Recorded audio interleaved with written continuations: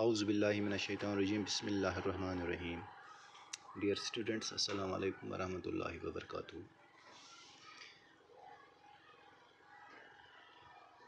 This is for class 8th and subject is science. It is chapter number 4, metals and non-metals. आज हम chapter 4 पे बात करेंगे metals और नॉन मेटल्स में। इसके 3 जो चैप्टर्स है वो हमने ऑलरेडी कवर किए हैं, उनको हमने डिस्कस किया है पिछले लेक्चरों में। आज हम इसका वो जो 4th चैप्टर है उसको उठाने जा रहे हैं। जब मेटल्स और नॉन मेटल्स की हम बात करेंगे, फिर उसके जो लर्निंग आउटकम्स है या कंटेंट्स है या टॉपिक्स और सब टॉपिक्स है, तो वो इस तरह है। पहले हम मटेरियल पे बात करेंगे, मटेरियल के बाद हम मेटल्स एंड नॉन मेटल्स पे डिस्कशन करेंगे, उसके बाद physical properties of metals and non metals देखेंगे, उसके बाद chemical properties of metals and non metals देखेंगे, और फाइनली लास्ट पे but not least that is use of metals and non metals. तो ये इसके लर्निंग आउटकम्स है या कंटेंट्स है या टॉपिक्स एंड सब टॉपिक्स है, इन पे हम बात करेंगे। तो पहले हम शुरू करते हैं वेरी फर्स्ट कंटेंट या learning outcome, that is materials. Material आमतौर भी हम अपनी कॉमन भाषा में इस्तेमाल करते हैं। ये मटेरियल क्या चीज़ है, यहाँ पर हम इसको समझने की कोशिश करेंगे। A substance or mixture of substances that constitute an object। तो मटेरियल एक सब्सटेंस होता है या एक मिक्सचर होती है जो किसी चीज़ को वजूद में लाती है। वो मिक्सचर या वो सब्सटेंस जो किसी चीज़ को वजूद में लाती है उससे हम मटेरियल बोलते हैं। जैसे आयरन है मटेरियल है, एल्युमिनियम है मटेरियल है, सॉइल है मटेरियल है, और बॉडी है ये मटेरियल की बनी हुई है, वुड है ये मटेरियल है, वाटर ये भी एक मटेरियल है। ये सारी चीज़ें जो हैं ये मटेरियल्स हैं।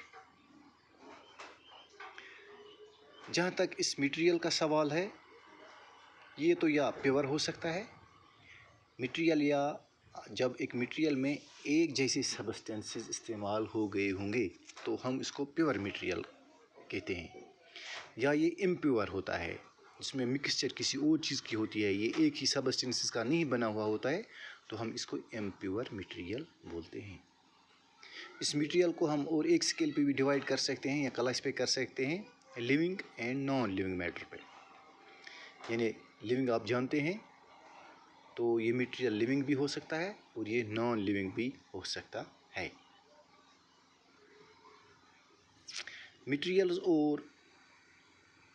मटेरियल्स को हम क्लासिफाई कर सकते हैं broadly on the base of their physical and chemical properties.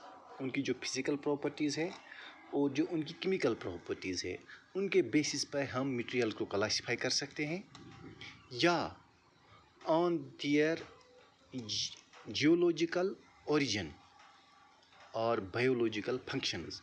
या उनकी जियोलॉजिकल ओरिजिन क्या है, उनका ओरिजिन क्या है, कहाँ से वो मार्स वजूद में आई है, कहाँ पर उनकी ओकरेंस है, या उनकी बायोलॉजिकल फंक्शन क्या है। तो ये चीज़ें हैं जिस पे हम मटेरियल को समझ सकते हैं। तो इस तरह से मटेरियल पे हमने बात की। अब यहाँ पर मेटल्स और नॉन मेटल्स पे हम पहले जनरल डिस्कशन करेंगे। पहले हम मेटल्स लेंगे। मेटल्स ये ग्रीक वर्ड है मेटिलियन से, इसका मतलब है माइन, क्वारी या मेटल हम उसको कह सकते हैं। ये मेटल वो मटेरियल होता है अगर हम इसको फ्रेशली प्रिपेयर्ड करेंगे या पॉलिश्ड करेंगे या फ्रैक्चर करेंगे या तोड़ेंगे उसमें, तो ये एक लस्ट्रस अपीयरेंस हमें दिखाता है, यानी एक चमकदार हमें नज़र आता है। और ये कंडक्ट करता है हीट को भी और इलेक्ट्रिसिटी को भी।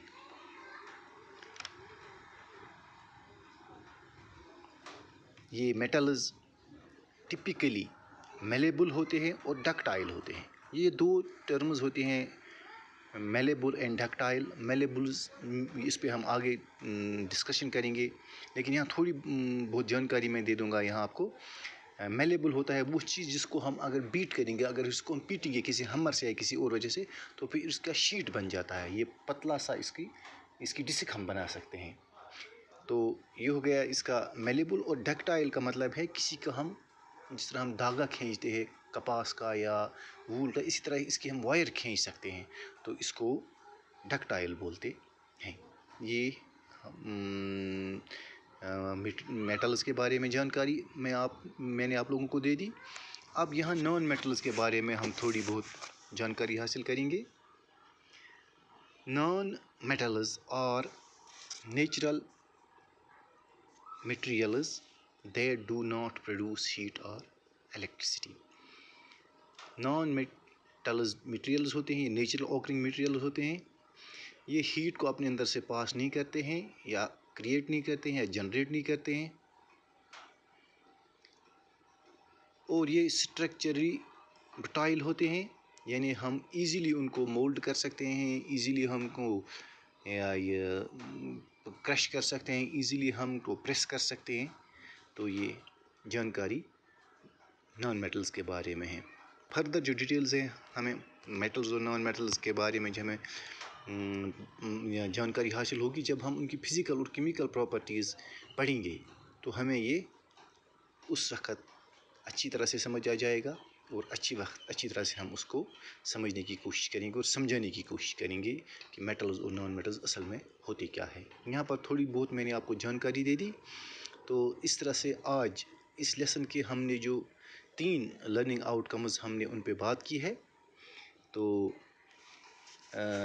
एक तो हमने बात की है मटेरियल्स पे, फिर थोड़ी बहुत हमने डिस्कशन किया मेटल्स एंड नॉन मेटल्स को।